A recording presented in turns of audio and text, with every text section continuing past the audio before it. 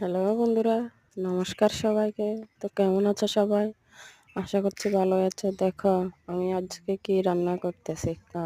কাঁচা মটর দিয়ে গরুর মাছ এবং আলু সবজি।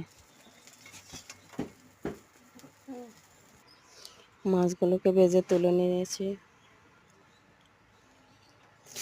এরপর আলুগুলোকে একটু হলুদ লবণ দিয়ে ভেজে নেব।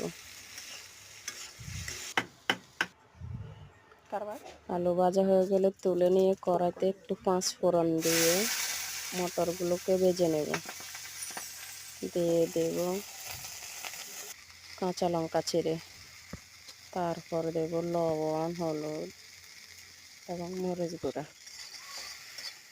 ভাজা হয়ে গেলে দিয়ে দেব হালকা নেড়ে চেড়ে ভেজে করে আলুগুলো। এরপর দিয়ে দেবো জল।